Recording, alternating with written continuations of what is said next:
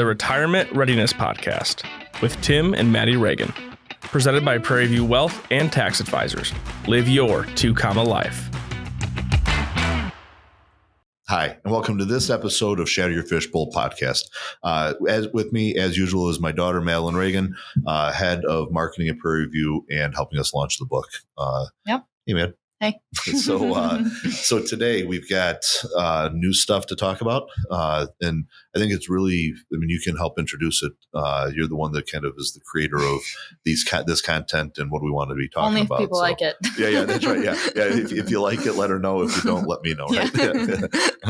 Right. So you want to introduce us? Kind of what are we up to? Yeah. I just kind of want to go through like the format of the book a little bit because, you can tell us, but it's not just simply a book. It's kind of got a little bit of a workbook aspect. So kind of just, how different people might approach that, what that might look like, and just kind of what that layout looks like. Yeah, for sure.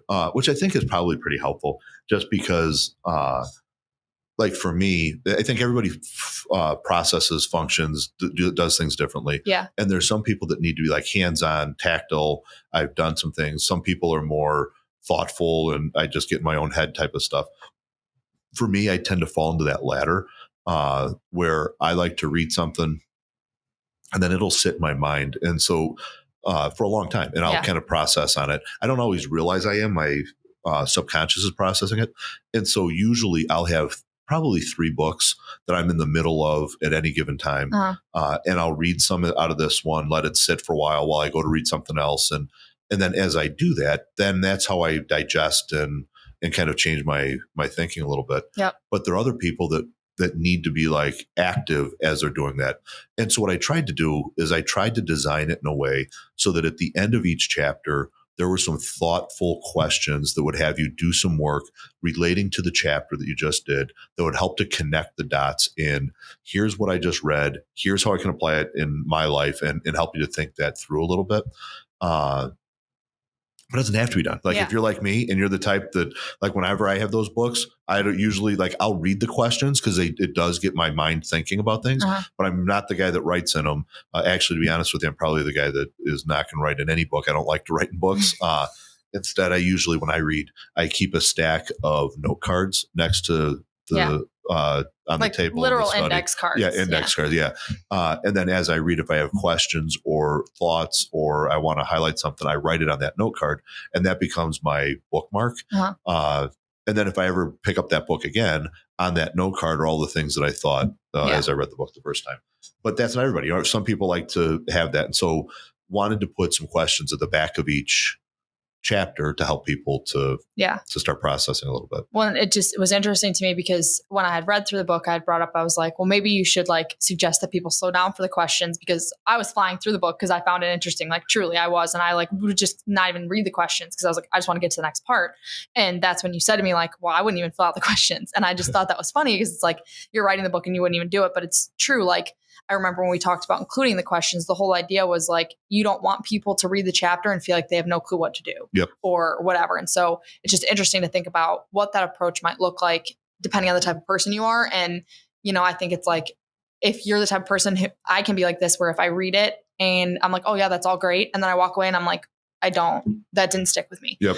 But if I, maybe think about some questions or if I write some stuff down, take a few notes, I'm like, okay, now I can at least jog my memory instead of having to go back and reread the chapter or feel like it's super helpful, but walk away with no takeaways on actual action items. So, yeah, well, and what part of it is, I think that for me, whenever I go through a change or a different way of thinking or a different process, and there are different exercises that I walk people throughout the book as well.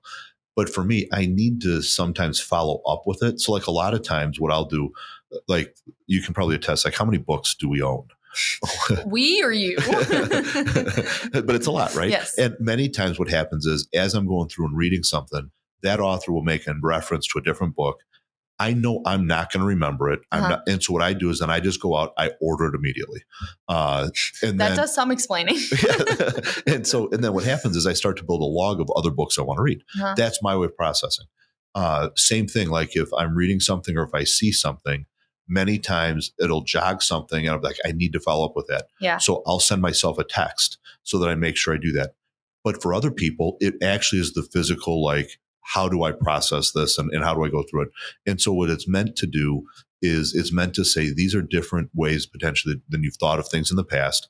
By working through this, it'll just help you to then solidify what we've talked about and help you to make different neural connections in your mind that'll help you to remember it differently. So let's say someone is like really, I want to write this down. I'm going to follow every question, prompt, whatever in the book. Great. They're going through one of the chapters and they're like, okay, I'm really going on this one, but like, I don't know where to go next or what do you have like a suggestion? The easiest suggestion should be an email. Yeah. Right. I mean, I'd love to connect. My thought is that what my hope is that we start a conversation with people that really help them to see how can they shatter that fishbowl, and I can like witness it. Right. Yeah. I mean, it's like putting this out there. My picture is that what I would love to see. This is not. I don't have ideas of like grandeur that are false. Yeah. But what I would love to do is I would love to see this be something where people just are always thinking about living their 2 comma life. Mm-hmm. And you start seeing those on the back of people's cars, and it's a way that they approach the world and it's a way that they approach their life. And so I would love to be in relationship with people as they do that. Yeah. So if there's a question, if there's, you're like, hey, what do I do? All right, shoot me an email. Let's talk about it. Because I think that use the book and use the questions and the exercises in the way that it helps you to get to living your 2 comma life. I am not that smart of a person.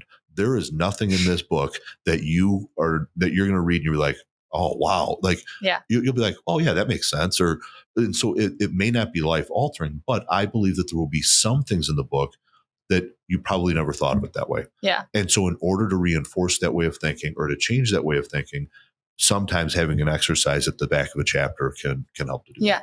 Well, and I think first, like just to note, like it's helpful to be able to connect with people on a way that's not like, oh, this is way above my head. So I think that's a positive of the book, that it is very accessible to go through, and it's nothing that's like, this is hurting my brain to think about or, whatever. So I think that's a very good thing. But I guess I'm just trying to think, like, for me, it's easy to know how I function because I'm still in school. Sure. So I know, like, if I'm going to take notes, this is how I should take notes. If I'm just going to read a book, it's going to stick with me. It's not going to stick with me. For you have a similar path because you read constantly, even though you're not literally in school. So what would you say, I guess, like if I'm trying to think like how we could help people who maybe haven't read a book in a while or haven't read a self-help book in a while, don't really know how to approach the book. They don't want it to be a waste and they don't remember anything, but it's also overwhelming to them to fill out the questions, overwhelming to think about how to start. Like, where would you kind of suggest starting if you're not really sure where you're at? Yeah, that's a great question. So I think the best answer is take it slower, right? Like if there are things that you're like, man, there's a lot here, mm-hmm. And I want to unpack that more. First, I like the reason I use the note card system is because it works for me. Yeah. And so keep a notebook or keep a note card, keep something so that you don't have to stop reading to try to like, and in your mind, like what can happen to me is you get to something you want to think about. And then you spend the next 3 paragraphs thinking about that, and you haven't picked up the next 3 paragraphs. Right. And so by writing a note on the card, it allows you then to take a minute, get it out of your mind, right, and then focus on what you're reading. See, but like you say the card, I would say if I don't write it where it's at in the book, I'm going to write my note and then be like, okay, now where the heck was this at in the chapter? Yep. So that's another, I guess, way to kind of get that thought out of your head, but just write it in the margin. And then at the end of the chapter, go back to the margin. Yep. And maybe transfer to a note card then to keep it one spot. But continue. Well, and so for me, the way that I combat that, I always just put page 96. Yeah. This thought, right? And so then when I go back, I can know where in the book it was. Just because that's something I had to learn early on. Like I would write something down and be like, oh, I need to remember this. And then I'm like, all right, where the heck did this where is that? From? Yeah. So just to know. So to that point, just as an aside, sometimes writing it in the margins, like I said before, like I'm not a writer in books. Like books. That's not me. But when I take notes on like in a notebook or something like that, I can always remember it was bottom half of the page on the left-hand side. Like you can remember those things. And so it's the same thing as you take your notes in the margins. You'll start to remember, wait, I got to look on the left-hand side. Yep. It was like that kind of stuff. It just, your mind makes those connections. And so my suggestion would be just slow it down, take the note, and then potentially when you're done reading the chapter, go back through those notes and just kind of skip. Oh, wait, I wrote 3 things down that I wanted to think about. Yeah. One of the things I talk about in the book is if you're trying to shatter a fishbowl, if you're trying to accomplish something, trying to solve a problem, let your mind work on solving it for you, but let it work on it in your subconscious. So if there's a chapter that you're working through and you're like, man, this is different than I thought before, how can I get it to stick or how get the most out of it? Whether it's the questions I read at the end of the chapter or your own questions, take a set of, pick a number, 5 questions. And before you go to sleep at night, ask yourself those 5 questions about the chapter, and your brain will give you answers in the morning. I guarantee it. Mm-hmm. What happens with your brain, and we talk about it in the book a little bit, your brain is a problem-solving machine. If you tell your brain you're going to do something, it stops thinking. If you ask your brain a question, it will continue to try to answer that until it's solved. And the example I like to use is if you woke up this morning and you said, when I'm at the grocery store today, I need to buy steak. Mm-hmm. You quit thinking about it. You write steak on your list. You go to the grocery store, you buy steak. Or you don't even go to the grocery store and you don't even buy the steak. Yeah, you forgot about it. Yeah, but your brain stops thinking about it, right? Yeah. But if instead you woke up in the morning and you asked yourself, should I have steak for dinner tonight? What's probably going to happen is your brain's going to go through a number of different iterations. One thing it's going to say is, oh, well, I'm going to the grocery store anyway. Maybe I should pick up some steak. That was your first command that you had told it. Yeah. It might think of that. It might also think about, well, wait a minute, where else did I see steak on sale? What kind of steak do I want? Oh, well, if I want filet, I want that from the butcher. Yeah. If I want New York strip, I can get that anywhere. Or, the person at the cubicle next to me at work said that they got their steak from Costco and it was really good. Yeah. I haven't been to Costco. Maybe I should. All of a sudden, because you asked your brain a question, all of these other things started entering, and you're probably going to have lots of thoughts about it throughout the course of the day versus telling yourself something. So when you're reading the book, if you're going through a chapter and you're like, man, I want to process this more, think about questions you have on the material. Think about how you can, and questions would be simple. How can I apply this to my life? What does he mean when he says there's always a toilet to clean? Or what, how does that affect me? And if you think that to yourself before you go to bed, your brain does so much processing in your subconscious, it will be night and day difference when you get up in the morning. I think that's interesting, but I think something like it makes me think about is like being, especially if you're feeling like this might be an overwhelming process to kind of like jump into the book, like something I guess to be aware of is like how many questions you put on your brain at once and at what time you put them on your brain. Cause like for me, once my brain starts thinking about that, it can't stop. So like if I have 10 open projects and I'm like, okay, how am I executing this? What am I doing here? Like, and I'm asking myself all these questions, like that's exhausting and that's a lot, And so it's like, especially if I'm serious, you're laughing, but I'm like, if you're thinking about taking it slow, don't ask 10 at once. The reason I'm laughing is because 2 reasons. One, that was a very polite way to say that was a crap answer. No, I was just saying if you're going to ask the questions, I would just like, let's say you have 3 questions for the chapter. If this is the first time you're kind of going through something like this, maybe you ask one at a time and you just go back to the end of the chapter, you ask one, maybe, and because otherwise it's like. Well, and the other reason I was laughing is because I think that it also goes to know thyself. Yes. Right. And you and I, while we think about some things alike, we are very different people. Yes. And you are very much like mom. Yeah. And you and mom are, I've got my list. I'm not going to stop until my list is done. Yes. I'm going to keep working on it.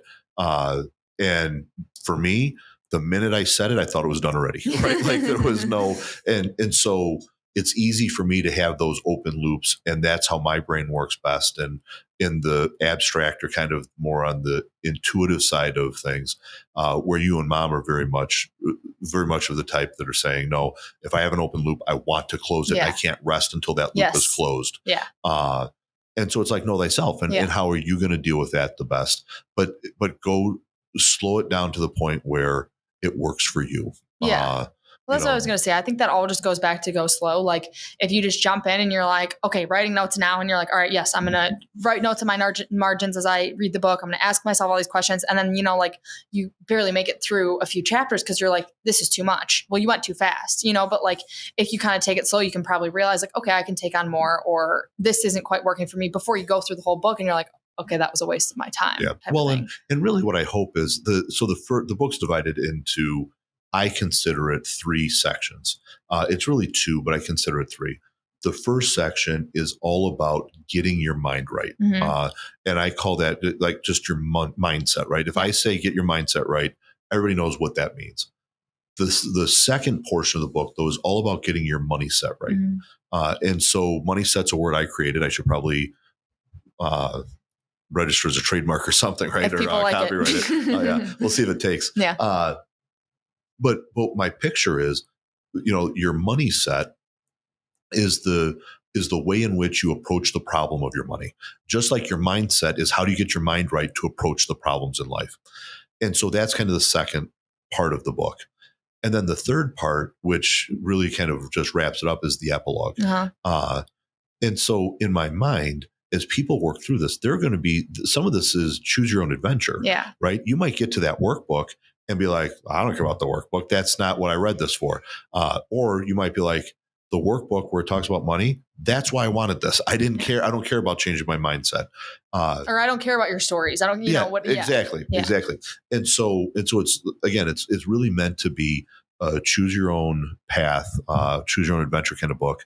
My fear is, to be honest, that people are going to enjoy the stories in the front part. The money set is going to look too much like work, and they're going to not really want to go through the workbook, which is okay.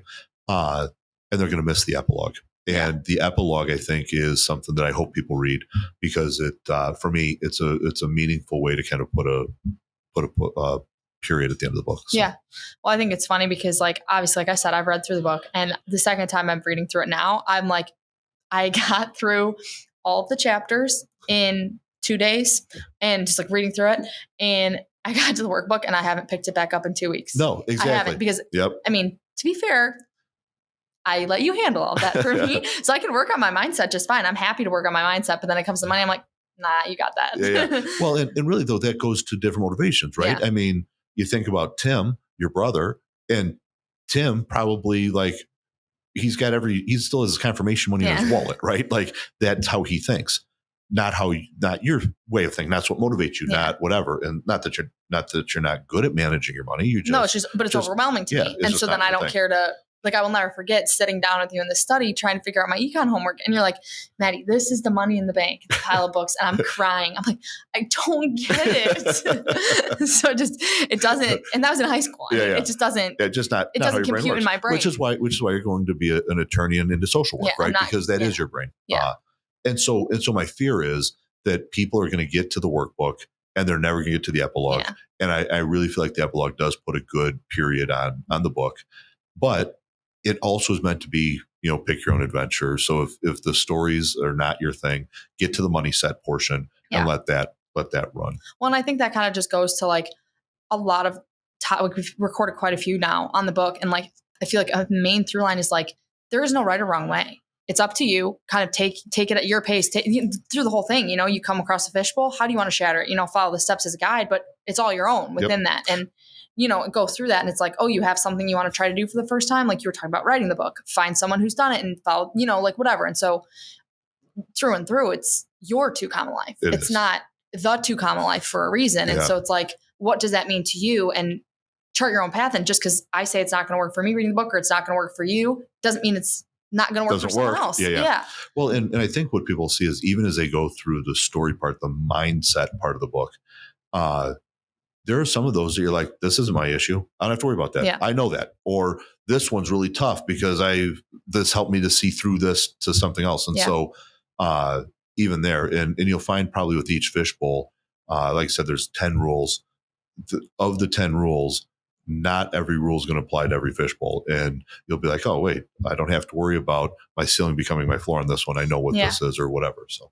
Well, I think that's just more reason, like when you do have the questions, reach out and talk about it, or read the book with friends or someone who's close to you and like go through it and talk about it together because it is different. And like, I don't know, I feel like you and I do talk about that a lot in general. And it's always some of the best conversations. It's just like, oh, well, I view the situation like this, but you view it like that. And what is the best path forward then, or what's going to work for me or why does, and it kind of can be affirming though too. Like, oh, well, you see it that way, but I don't. And I'm confident in where I'm at. Yeah. And, I feel good about it. So I think it's definitely one of those books that talking about it, whether it's, they send an email to you when they're reading through it or, you read the book more with friends or in a group, I think it could be very, very beneficial to just, I would love nothing more than to have an inbox flooded with people that have said, hey, I read the book and could you help me think through this? Or I read the book and here's a fishbowl that I shattered. Like the idea for my idea of the 2 Comma Life, a big part of it is community. And it's how do you come together in community? How do you help people? How do you support people? And somebody in that community probably helps me in a way that it is a blessing in my life that I didn't necessarily maybe didn't even know that I needed. So, well, again, like it's not for anyone, it's for everyone, because everyone can live their own 2 Comma Life. Yep. And so it's like, there's no expectations. So just kind of tackle it with the way your life has, been, and go forward in the way that makes sense for you. And there's no wrong answers. No, 100%. So if you have questions, you can head to our website, pv-wp.com. If you want to chat with us, shoot us an email, reach out. We'd love to connect. So until next time, be well. The Retirement Readiness Podcast with Tim and Maddy Regan. Presented by Prairie View Wealth and Tax Advisors. Live your 2 Comma Life. Learn more at pv-wp.com.